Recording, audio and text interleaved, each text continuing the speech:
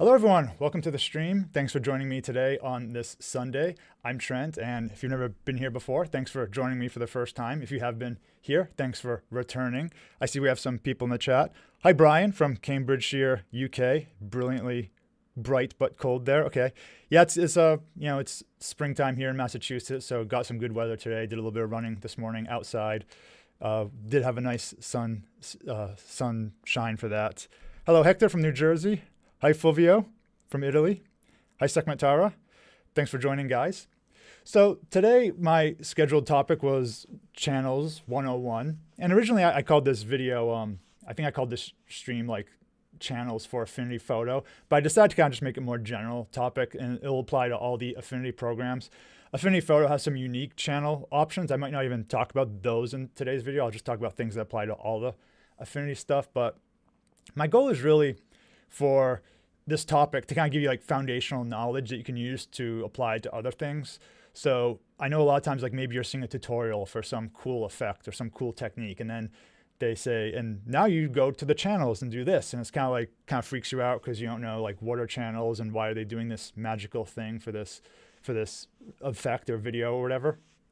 So I'm hoping like this gives you kind of reduces the scare factor of this topic and gives you a little more confidence on what this tool actually does, channels and how they work. Hi Teak, thanks for joining. Good to see you again. So then, I'll cover that topic and I'll just go over, as usual, your questions and answers. Of course, you can ask questions in the chat as we go along here throughout the stream. So hopefully I can keep your chat on the screen. I might need to maximize my window a little bit at times, I think, to get some screen real estate for a couple things. But I like to keep your chat here, so I'm going to try to keep it there. But if I don't have enough room, I'll just cover it for the demos. So I thought first let's talk about this channels topic.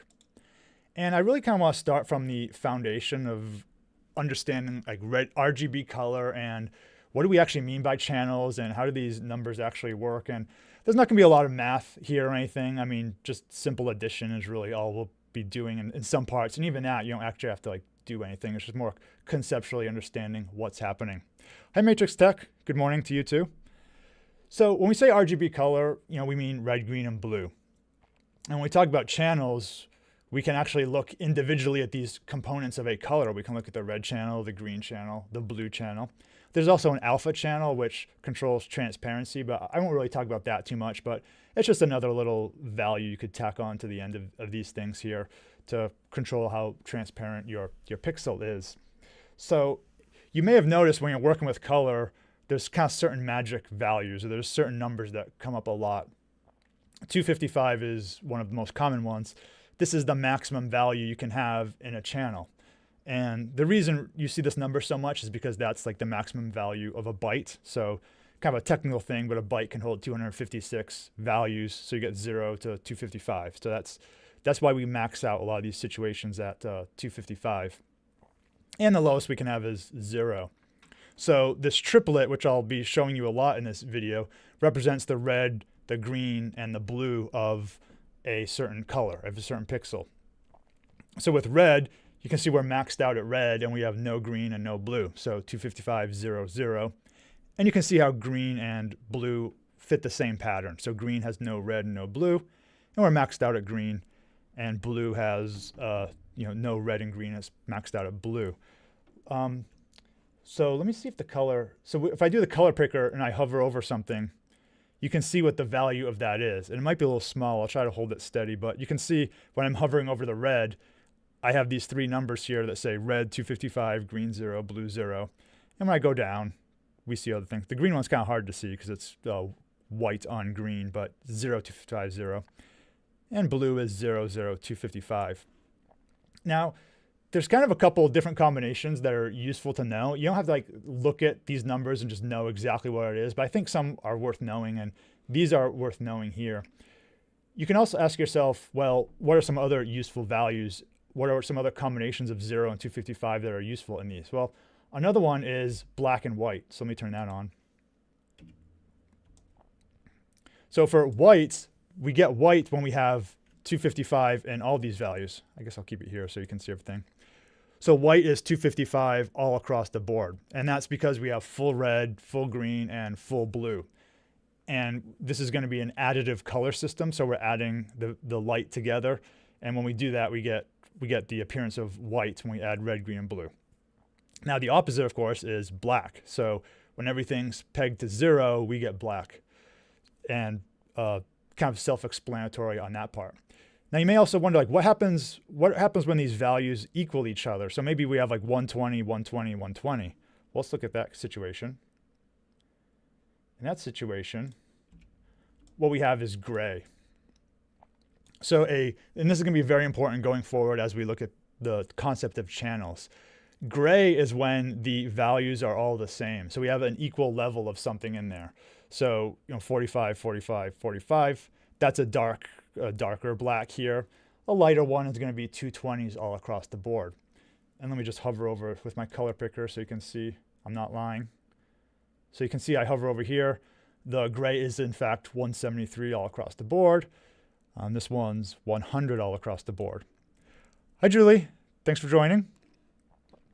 So gray is a very special case. Okay, so let me zoom out. So far, these are the scenarios we have. There's one other scenario, though, that kind of is useful to know, and that is what happens when we have these red, green, and blue values. What if I swap the 255s and the zeros here? Hi, Yanis. What if I have 0, 255, 255? Well, let me show you what happens then. In that case, we have our cyan, magentas, and yellows here. Hi, Rolex. And these, you can see this, it's not a coincidence, this relationship here. So red and cyan are opposites of each other. Green and magenta are opposites, and blue and yellow are opposites. So these are the CYM values we get when we take the complement of our red, green, and blue. And I would kind of say, like, these are the ones that are useful to know because they will come up and you kind of get used to them. I mean, I think most of them are fairly obvious. Maybe the cyan, magenta, and yellow are the ones that are a little tricky to remember, but the other ones, it's definitely useful to know just kind of looking at them, like what they are. So again, let me just show, hovering over the cyan, yellow, magentas. That cyan's very hard to see. Okay, this magenta is easier. So 255, 0, 255. So this is kind of the concept of RGB color to begin with. And like I said at the beginning, when we talk about channel, we're talking about one of these numbers in a triplet here, okay? So let's go down. Now, what we can do is we can think of a color as being 3 separate values, okay? So I have this orange here, and it's 255, 151, 43. I'll say numbers, but you don't have to like actually memorize them. But the useful thing to see is, what does this number actually represent? Well, it represents, if we have a red 25500, and then we have this green value, the 151 matches the 151, and then we have this blue value where the 43 matches the 43. And that is actually blue. It's kind of hard to see. It looks black, but maybe you can see that it's actually a very dark blue here. So blue gets dark very easily. Blue just always kind of looks dark. So sometimes a really dark blue might look, it might not even be like that dark when it's green, but if you make that same color and blue at the same value, it's going to look darker. Now, I say you add these values and they equal this orange. Well, let's actually see if that works in action here. So I'm going to do is I'm going to copy these squares. And what I'm going to do is over here, where I have them selected, I'm going to set their blend mode to add. So their blend mode is now add. So watch what happens when I move them on top of each other. You see that the common area of intersection is actually this orange here. So this is literally what happens when you add these colors. So what happened was, we had the red 25500 there. When we added the green in, now you can see we got that orange color. And then the blue is very hard to see that it actually makes any difference. But if I go down, you can see it actually does make a difference there. So this middle area is the common intersection of all of these. So that's how we actually add colors together.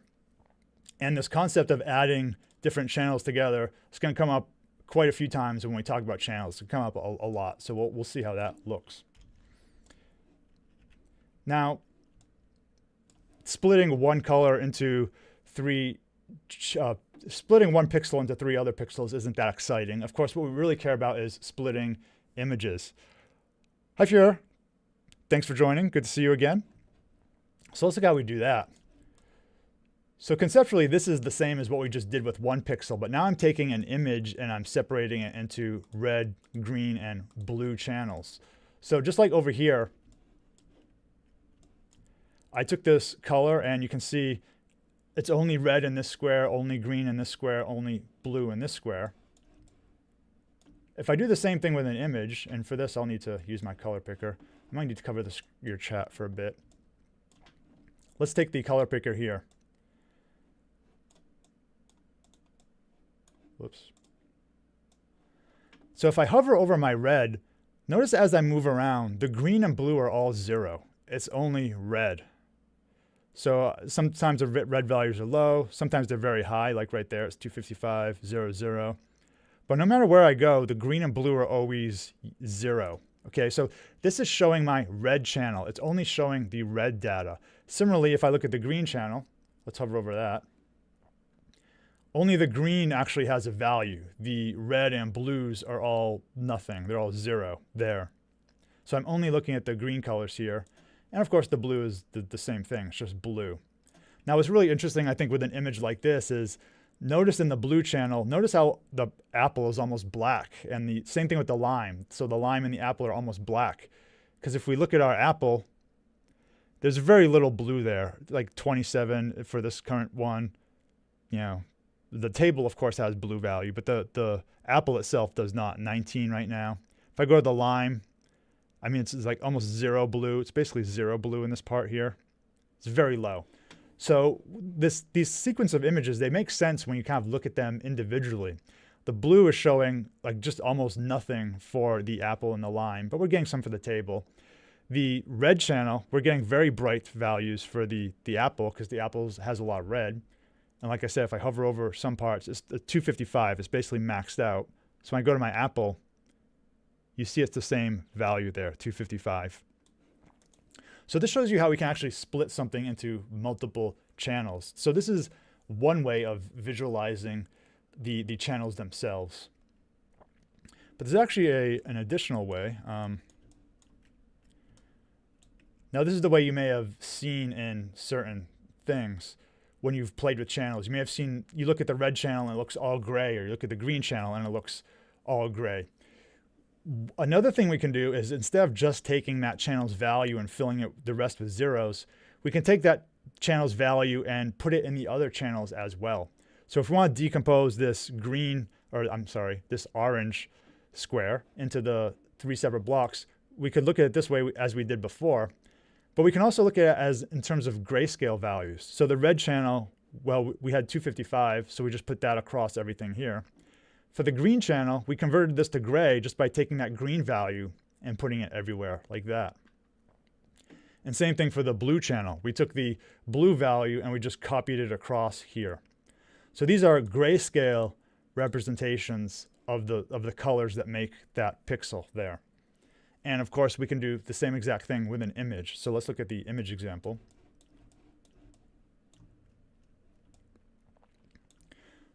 So the top row is what I showed you before. This is breaking it down, showing just the red values in the channel. This is the one under it is taking the red values and copying them all across. So let me show you what the actual values are. So here you can see all the values are the same across the board. And what the value is it's just taking the red value and putting it in all the different channels. Whereas the one up top, it's putting 0 in the non-red channels, okay? So we have kind of 2 different ways of visualizing it. And of course, similarly to before, we can get some pretty interesting observations here based on our original image. So the apple and the lime are just almost black when we just look at the blue channel as a grayscale representation because, you know, the blue values are very low in there. And same thing with the lime. It's even lower. It is 0 in a couple places. So these are kind of different ways to visualize the channels themselves. And you're going to see both in a lot of use cases, you'll see both of these examples done. Sometimes you'll see they'll do things this way to show it to you, and sometimes you'll see things gray on the bottom. And it kind of depends on what you want to do with the object as you go forward. This top one is actually really useful, and we'll show some interesting effects later on you can achieve with that. So I think that's all I had for that one. Yeah, that's all I had for that one. So let's look at another file here.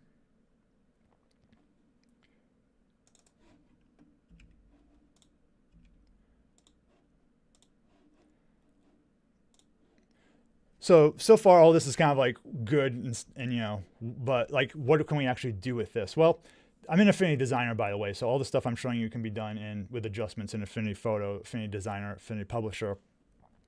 So what actually, you know, what does it actually mean to change the value of channels and to kind of play with them a little bit? Well, I put this little reference on the side just so you can see the kind of opposite nature of red and cyan, green, magenta, and blue and yellow. So I have this square here, so let's look at it a little bit, and let's kind of build up a little bit of an intuition on how we can work with the channels and how they behave. So one thing we can do in all the Affinity programs is add a curves adjustment. And I won't go crazy with curves or anything like that, but I'll just show you the example here. Now, to give you a brief crash course on how curves work, remember left to right represents the dark to bright values in our image, and up to down represents the dark to bright output. So when it's a straight line, we're just directly mapping our inputs to our outputs. When I bend the line upwards, I'm making it brighter, okay? When I bend the line downwards, I'm making it darker. So and because this is only one color, basically everything is just this middle pixel here, which I think is like, yeah, it's 120 as I indicated. So again, up is making something brighter. We're raising the value. So if I close this, my grayscale now is 182 because I made it go up. It's not 120 anymore, it's 182. If I go down, it's darker. So this would be like 65, okay? So that's what our curve is doing. So now the question, or the observation, is that we have this choice here. And usually we just keep it at master, but if you click this drop down, you can see we can actually adjust the curve based on the channel. So we have red, green, and blue. So let's set it to red. So right now I'm just controlling the red channel. So only this value of 120 is going to increase. So let me drag this up, and if I drag it up, you can see my square is getting more red because I'm increasing the red value. So if I click over here, notice how my green and blue are still 120, but my red got increased to 241. So my red got, so I just adjusted the curve for my red. So that's kind of obvious. We increased the red, but what do you think will happen if we decrease the red? So if I decrease it, I go back to gray, and then when I go below gray, notice how it starts turning cyan. So this is kind of what happens when you decrease red in your image. And this is kind of one of the foundational things you'll see in a lot of tools, this opposition between red and cyan. So let's hover over here. Again, our green and blues are still 120, but our red is 0 in this case. It's 0 because it's whatever this line here is. If I make it up a little bit, now it would actually be non-zero. So now it's 60, 120, 120. So when we had gray and we started taking away our red, we were getting more towards cyan. Let's look at another channel. So I can go to green. So if I increase green, I'll increase the green logically. So I bring this up and we get more green. Now notice here that the green is increased and the red and blue are the same. Now if I decrease it, what do you think is going to happen? We kind of have the hint over here, right? So let's decrease it. I cross that gray threshold, and now I'm back into that magenta area. And we can see that's what I'm getting over here. I'm at green 0 and red and blue are 120. So this kind of shows you what happens with one color. Let's look at now a more interesting example again. Let's look at an actual image. Where's my image? Let's start with a black and white image.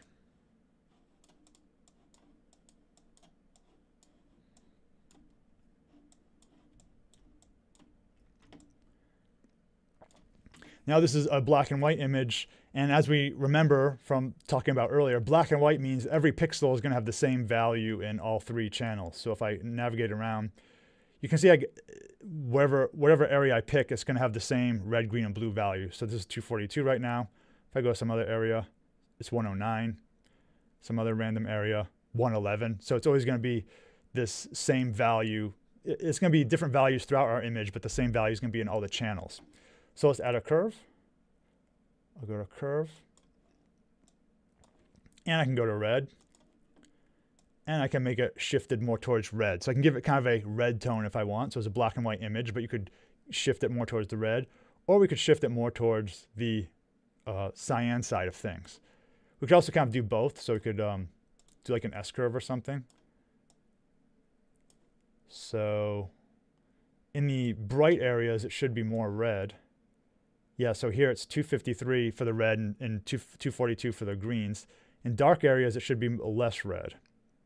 So yeah, here we see this red is 19, but it's 39 for the green and blue. So on the bright half of our image, we've increased the reds above the threshold, and on the dark parts, we've decreased the reds below. So we've essentially added more reds in the highlights and added more cyan in the shadows. So let's look at a color image now.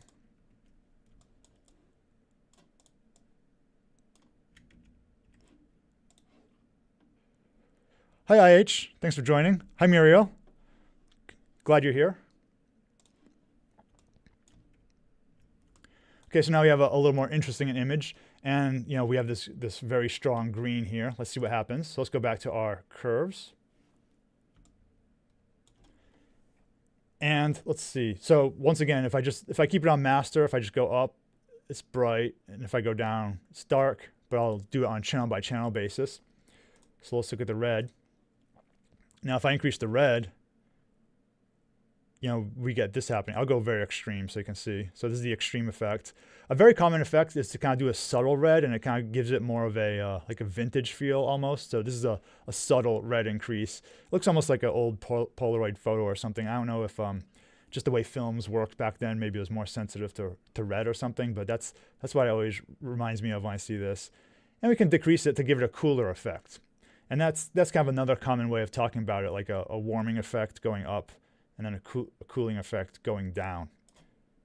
And we can do that with the green. So, if we want to make it more green, super green there. And now we're going more towards that magenta side of things. So this shows you kind of that relationship. And that's a very common thing to see the tools. There are lots of tools where they actually do this. I think color balance is one. So yeah, you'll see this here. This color balance tool is effectively doing what we were just doing, except you can actually limit it to these areas. So I think most of this image would be mid-tone, so I can warm it up a little bit. So that's going to warm it up there. Or I can cool it down. But this concept here is really about channels. If you understand channels, you understand how this tool is actually working. And it's essentially doing what the curves did. It's just giving us a more convenient interface. It's allowing us to kind of isolate the parts. So it's just kind of a more I'd say, yeah, convenient way of doing it. But I wanted to show the curves just because I think that shows at a basic level the concept of how it's actually working there. So let me show you, let's see if you have any questions. Thanks, Dobie the dog. Glad you're finding it clear. So let's look at another example here.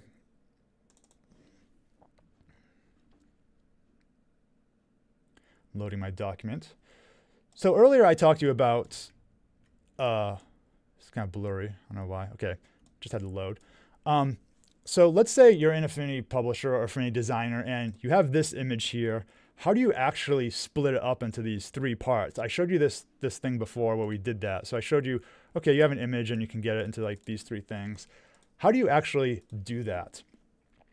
So let's start with our example here, our source image here. And again, I'm an Affinity designer, but this stuff is doable and everything because we're going to use the adjustments here. So the key adjustment we're going to use has a scary name. It's called the channel mixer, but I'm hoping after we talk about it, it'll be not so scary anymore. So let me copy this original and let me create a duplicate, just J. And I'll call this red. So let me just hide our original so we don't have to deal with it anymore. So we want to get this guy to look like this up here. So again, if we look at this, just pick some pixels, we can see it's just the red values, okay? And because there's very little red on the dinosaur, he's mostly just all green. There's very little red there. He's almost black there, right? You can see the green one is where it's the strongest. So how do we get that red one as a first attempt? Well, there's an adjustment here called the channel mixer. So I'll go here, and it's this one here, channel mixer. So let's click on that. Now, like many tools, it kind of helps to understand like many adjustments, when you turn it on at first, it does nothing. And it just keeps your image the same. And we can look at this and we can see like, why is it keeping our image the same? So what the channel mixer is going to do is it's going to take the values in one channel and allow you to put them in another channel. And at first that sounds kind of pointless, but we'll see an example of why it's useful. So what you can do is you can choose each of your channels here, your red, green, blue, and alpha. Again, that's transparency, but we won't mess with that too much. Excuse me. So what it's saying is like right now we have the red channel selected. And it's saying how much of each channel do you want to put in the red channel? So our natural state right here, we haven't made any changes. Our default state is, well, in the red channel, put 100% of the red value of that pixel and ignore the green, the blue, and the alpha. That's what the 0% means. I mean, just take that out. And we can see if we go to the green channel, what it's saying here is, well, in the green channel, of course, use 100% of the green pixel value and just ignore the red and the blue and the alpha. And the same thing happens if I do the blue. So this is the default state when you go through these. You'll just see this 100% value for each of the channels themselves. I guess you'd call this like the identity scenario or something, just the non-changing scenario. So one thing I can do is I can decrease the red, and that kind of makes sense. Like, okay, the red channel, we literally removed all the red from it. So if I go here, there will be no red in any pixel here. So in the red channel, every red you see will be 0. So if I go around, it's all gone there. So that's what we did, but let's get 100%. Now, what I showed you in this was that we just want red. So in these image over here, we want the green and the blue to be 0. So actually, we don't really care about the red. We'll leave this at 100%. I'll go to my green channel, and I'll make that 0%. So my green channel has 0 green in it, and we get this funny looking color here. Now I'll go to my blue channel, and I want 0 blue in it. And now I get this result here. So this result is just my red value. So to review, the red pixels are going to have 100% of their original red value. So if I go around here, you see the reds have whatever number they had originally. And then the greens and the blues are all 0. And the reason is because if I go to my green, I said make it 0 green. And if I go to my blue, I said make it 0 blue. So that's our red one completed. Let's put that aside here. Let's do it again for, let's say, blue. I'll spell blue correctly.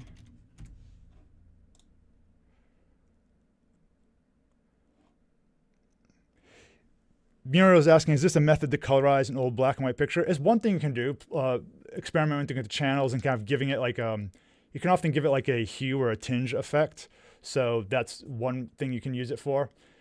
This is kind of more like conceptually how to do it. There might be other tools that are actually better at doing it but this will give you kind of more of an understanding of what's actually happening like underneath the tool. So if you want to like manually do some of these things yourself, hopefully you'll be able to kind of do them going forward. If you want to make like kind of manual adjustments, or even just kind of understand a little bit more of what some of the effects are doing. But yeah, this is one way you can actually add color to a black and white photo. So let's look at our blue one. I don't know why it's not getting this. I don't know if my graphics driver, I updated it recently, so that might be a thing that causes that blurriness. So let's go to the blue. So we want to, actually, let's do green instead. That's next. So I want to make this look just green. So let's go to our channel mixer. And as we said before, now we're doing the kind of the opposite thing. I want 0 red. So that made it cyan, obviously. For green, I want to keep green 100%. That's my whole goal with this one. And for blue, I don't want any blue, so I want blue 0%. So this is just our green level here. So if I, again, go through it, only green has a value. And I'll do blue.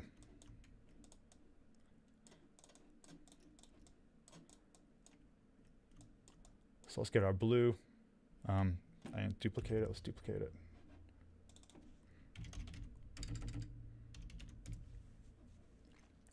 So the channel mixer. Red will be 0.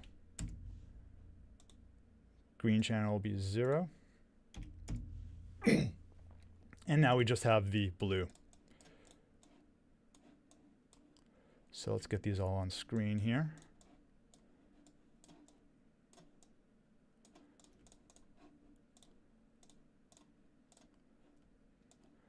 So we got our result here. Now the interesting thing is, I guess I kind of showed this earlier, but what happens if we add these all together? Well, let's check that out. So we have our red channel, our green channel, and our blue channel. So let's set these all to add. So this is the blend mode add. Now what add is going to do is it's literally just going to add the pixel value to the pixel value below it. So when we have something that's, let's say, just red 20800, when we add it to a blue below it or a green below it, that red will fill the red part. And then we add that sum to the blue below it, and it'll fill the red and green part. So I'll set this to add. What happens, let me turn on snapping. As I put these over each other, you'll see we get back our original image. So these are the 3 channels added together. We've added our red, green, and blue to get our final result. So we had these 3 things here. And when you set their blend mode to add, because they all have 0 in the other color's spot, those other colors will fill that area in. So the red and the green will fill in the red and the green for the blue channel, and that's the same as it goes for all the other ones. So if we add in here, put it there, and this is just our channel without red, and then we add in red, and we get our original dinosaur back here. So this kind of shows you an example of how you can break down an image and then put it back together. And of course, in the process of doing this, you'd be making some type of modifications based on what effect you want to get. I'll show you later on an effect you can do with this, but this is kind of that process. And I think if you want like a good homework exercise or something like that, or just a little experiment, try to do this. Find an image, try to break it down into 3 parts, and then just see if you can actually put them together again like this. Remember, you just have to overlap them, but just make sure the blend mode is add, okay? So Rolex saying, yeah, it's one way you can do it. Rolex is asking, can you use the channel mixer to recolor a black and white picture? It's one way you can do about it. I think it's going to be more about a uniform color throughout your image. It'll kind of give it a tinge, but it won't actually allow you to do many changes in different places. So for example, if you want to make one part of your image warmer and one part of your image cooler, that's a little more, you probably need to use the color balance for that. But yeah, the channel mixer, or you'd need to like mask the channel mixer, okay? So Jared's asking, so now you understand the channel mixer. Is it better to add green values to your shadows with the green channel and curves, or with a gradient map? Or are they 2 versions of the same result? Yeah, they're kind of 2 different methods. I think you can experiment with both. One thing I like about a gradient map is a lot of times you'll use it with a particular blend mode like soft light or something like that to get a better effect. So, and a gradient map can also let you, it literally is called a gradient map. So it actually kind of blends your colors together a little bit better, I think, than maybe the channel mixer itself will. So again, I'm using the channel mixer more to like show you conceptually how it works, but there are always many ways to do the same thing.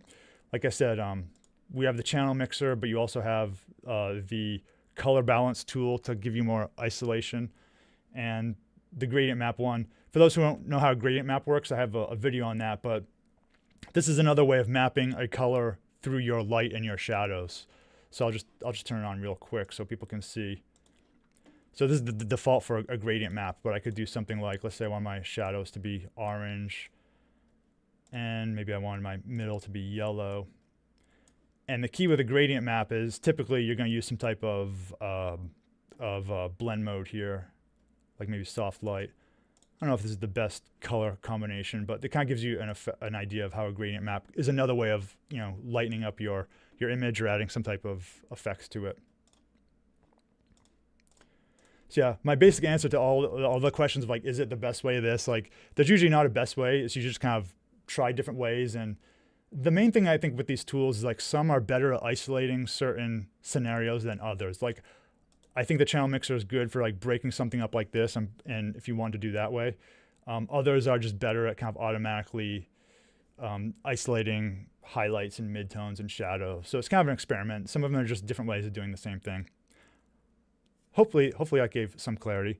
Hi MTM, thanks for joining. Doing well today. I'm doing well often, not just today. Now, one other thing I wanted to, or a couple other things I want to show you guys is that how do we actually do this part down below?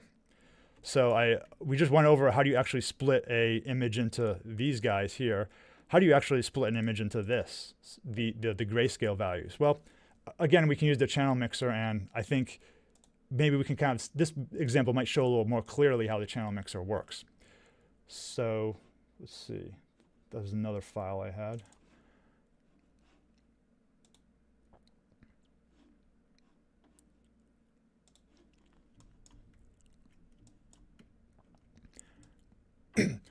So let's remember what's happening in this situation here.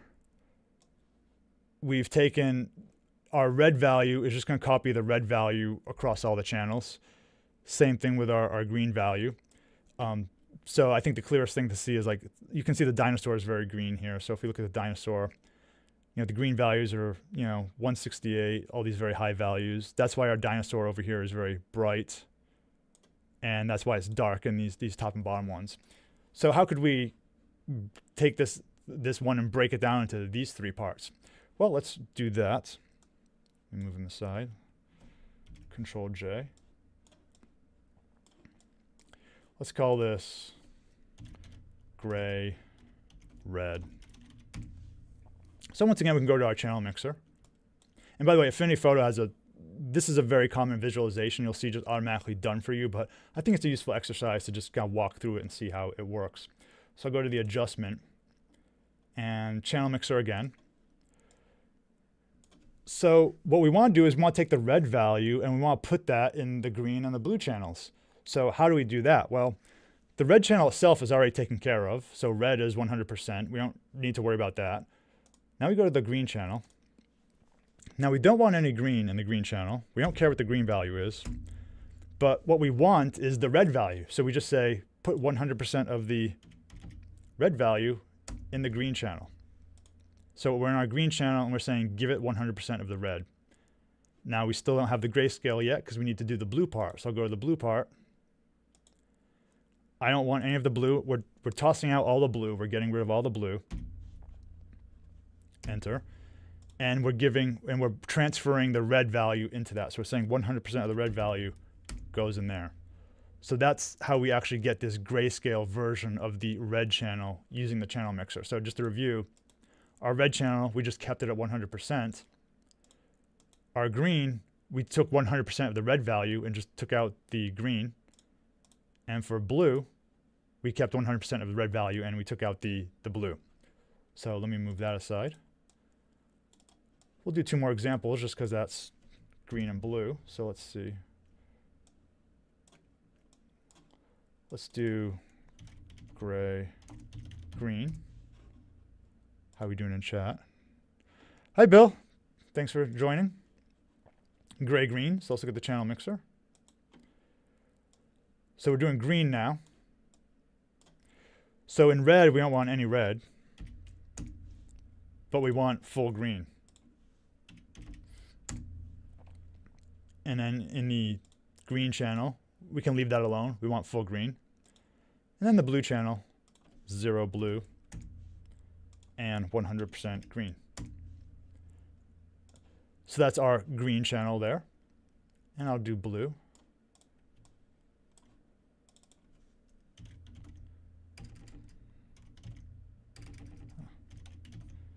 It's tough to type sometimes because I can't see my keyboard through my microphone. So let's do the blue here. This is blue. Channel mixer. So I'll do the last one slow again. So we're doing our blue. So red, we want none. Blue, we want 100. Green, toss out the green. And 100% blue. And blue, 100%. So this is how we get these results here. So when you see something that is representing the channels that way, that's essentially all they've done is they just copied one channel value to the other three, and that's how they're visualizing that result there. So I'm hoping that one didn't go too fast. I'm hoping it made sense. But again, for the red channel, we just keep the red 100%. Green, red, we keep the red 100%. And for blue, we're just filling the red in 100% for those values. So that's kind of conceptually how this one's working. So one other kind of example I just want to give you at the end is kind of, I guess, I thought it was kind of a fun example, but the most common reason I use this stuff often is for like glitch effects and things like that. You'll see a lot of demos where they talk about some type of chromatic aberration example, or like something that simulates kind of like an old TV or something. So I thought we could try that here.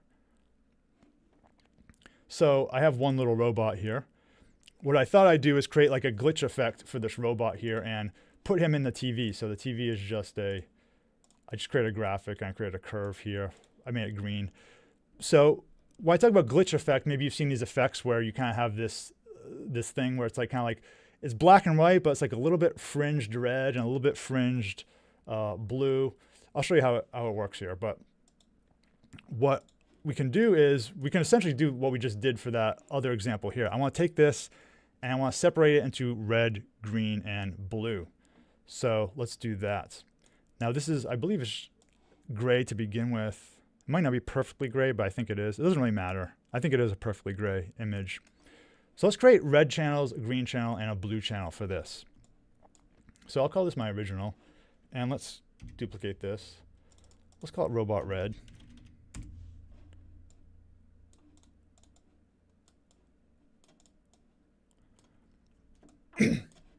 So I'll go a little bit faster through this one since it's kind of what I just did, but let's say channel mixer. And I like the red there. Green, I want to be 0.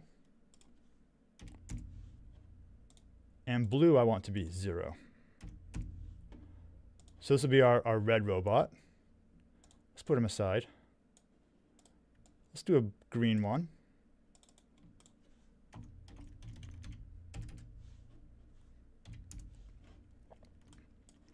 Let's do a channel mixer. And red, I want to be 0. Green, I want to stay 100%. And blue, I want to be 0. So that's our green layer. And let's do a blue one.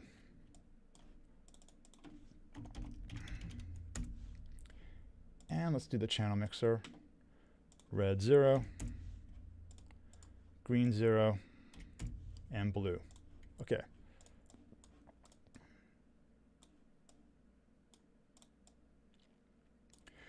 So what we can do, let me resize this a little bit. You want to make sure these are the same size. So like I said before, if we set these to add, if I put them all on top of each other, we're going to get our original image back. So that's our original image there. Now, the kind of cool thing is like what happens when you slightly shift one of these layers. So if we zoom in here, if I take my green and I kind of just move it a little bit, you see we get kind of like an interesting little effect going there. If I take the blue, same kind of thing happens. It almost looks kind of like a little retro glitchy effect there. It gives it a little more character, I think. Instead of just kind of a boring black and white image, you can see we get these little colors off to the side. And it almost like reminds me of an old TV or something like that.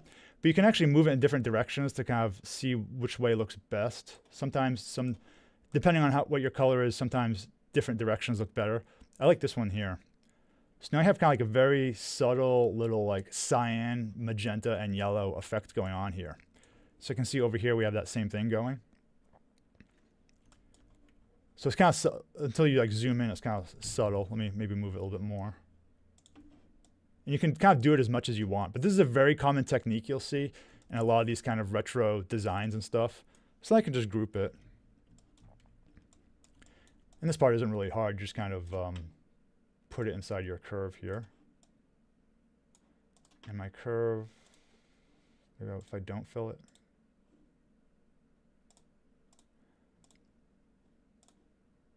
I think I want to say normal, yeah. So we have our glitchy little robot on TV here. Maybe it's like an old TV or something like that.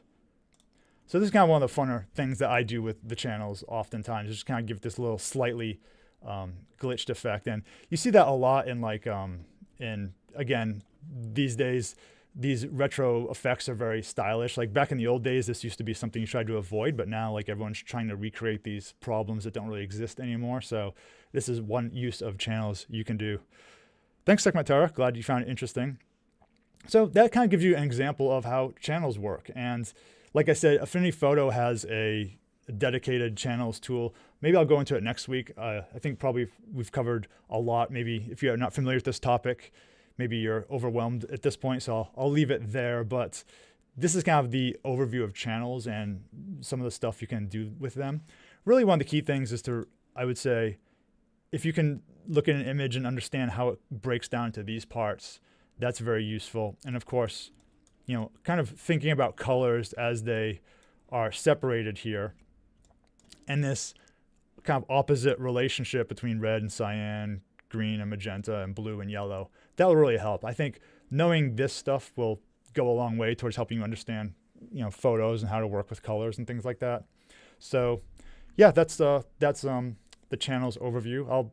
I haven't shot a video for it yet, but I'll shoot one this week and I'll kind of compact it and put it online. So if you want another reference for it, that'll be out there soon. So yeah. So with that, I'll go into your weekly questions. Not many complicated ones this week, but I'll just kind of go through them here. Thanks, Hector. So I got this one question about image warp. So they're saying, does image warp work the same way in Affinity Photo? So yeah, so let me review. Let's see, what do I want to show first? Let me show how the Affinity Designer one, Affinity Designer question.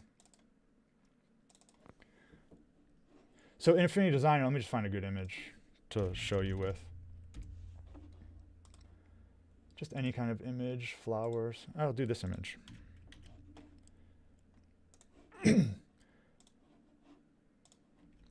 So kind of the point of the video was that in Affinity Designer, it's a little tricky to figure out how to warp an image. So in Affinity Designer, if you go to this warp group tool, you select perspective, and it doesn't quite work the same way.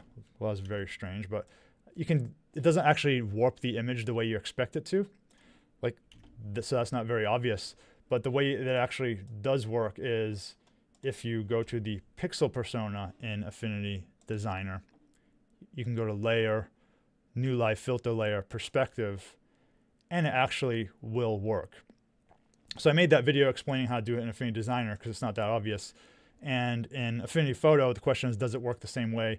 And the answer is mostly it's just a different button to click. In Affinity Photo, it's much more obvious, I think. You just click this Live Filter button down here. So I'll click that. And then you have these options here. So if I click Perspective, this one, I can actually bend it that way. So it's actually much easier, I think, in Affinity Photo. And it wasn't until recently I actually realized you could do this in Affinity Designer through the pixel persona. So that's how you do it in Affinity Photo. No problem, IH. Let's look at the next question. Yeah, I got another comment on this video from Vincent. He said, one thing to be careful of when warping in Affinity Designer is exporting to a PDF. He says it can be buggy and sometimes I guess he gets like a non-desirable effects. His recommendation was to rasterize, make a duplicate of the warp layer and rasterize it before exporting for printing. So yeah, that's a great tip. I've never seen the issue, but I'm sure it happens for some people. So if so, yeah, do what he says here and make a copy of it and rasterize it. If you're getting problems with like warping things when you're exporting to a PDF or something like that. Generally, whenever you have a problem like exporting something, I guess rasterizing is usually the safest way to just make sure you get a guaranteed result.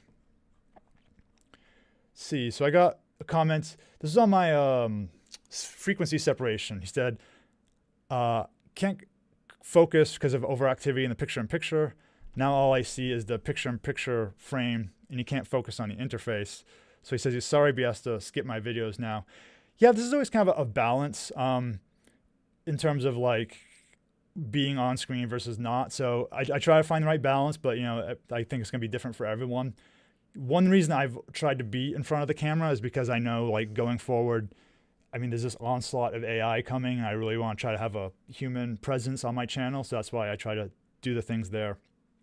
And yeah, I think, you know, some people want a person there, some people don't. So, you know, I might mix it up going forward. We'll see. But yeah, so I think it's just, I try to do what I can. So we'll see going forward. I'll probably stick to the same format, but maybe I'll try to make it different in some ways. I'm making some different types of videos going forward, so we'll see how the style changes. So yeah. Let's see. Yeah, this one is, he says he is a comment on my complete beginner course for Affinity Designer. So one of the things I love about Affinity Designer is you can press the / key to hide the off-canvas area or show the off-canvas area. And he says he's not getting it to work. I'm wondering, I'm not sure, like there are situations where, let me show you what he's talking about. So if I draw something over here, you know, we can have shapes outside of the board. And if I hit the / key, I can hide my off-space areas there like that. Now he's saying that doesn't work for him. What I notice is that if I have artboards, sometimes it does and sometimes it doesn't work. So right now the / key isn't really doing anything. It's always showing it there. If I put this in the artboard and I do the / key, yeah, it's still not actually showing. So I find that with artboards that toggle between things doesn't actually, sometimes it just doesn't do it. So if I actually delete my artboard, I actually delete artboards a lot. I'll just have like a blank space. I'll just use it all in one layer like this. Now I can actually get things to show and hide with the / key. So yeah, I think probably that's what you're experiencing. It might be something weird with an artboard happening. So Bill says, can you use channels for making selections? Yeah, so that's one of the advanced Affinity Photo options. And I'll make a dedicated video for the Affinity Photo channels tool at some point. But yeah, it does have the option where you can like actually make selections based on things, based on the channel values and that kind of stuff. It definitely has the more advanced tools. I don't think Affinity Designer and Publisher have that ability. But if you're looking for channels for making selections, I would recommend Affinity Photo. And I'll try to cover that more. Maybe, I'm not sure what next week's topic will be yet, but maybe I'll do a brief session on the Affinity Photo channel tools to give kind of some more advanced options.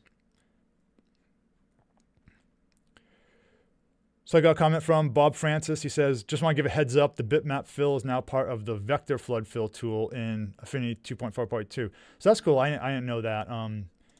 So what he's saying is you can actually, when you do the flood fill tool, the vector flood fill tool, let's do stroke here.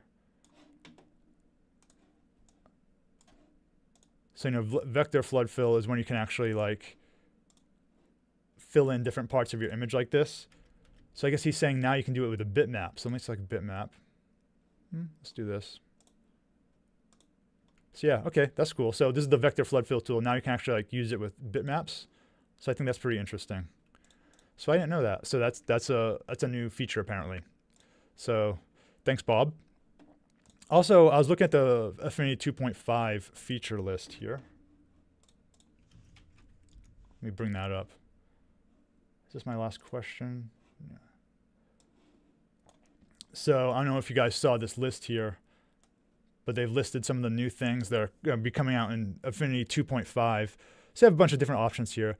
The ones I think are really cool are variable fonts. So I'm not sure if you guys have seen variable fonts. I think I talked about them briefly on stream once, but let me bring up something here. So variable fonts are cool. I have a link to it somewhere. Thought I did.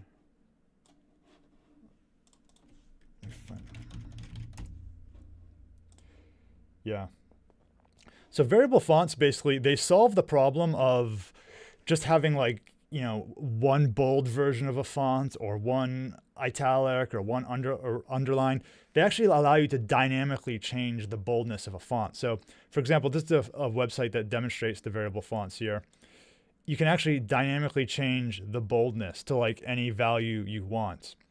And it's not like most fonts now, or all fonts now, if they have a bold value, it's something that's been predefined, so you can maybe choose one bold, but this actually lets you like choose different settings. There's also lots of really cool settings. Like this exposure one's really interesting. So you can make it like very faded out, like the text, or you can make it like much thicker, like this. So this is all dynamic. You can change the value the way you want. There's all sorts of settings. I don't know what they all mean yet, but this is a feature that apparently is going to be supported pretty soon in Affinity products. So I think that'll be pretty cool. And there's some other ones. I haven't looked into these in too much detail yet, but the beta's out yet, but I haven't actually installed it yet.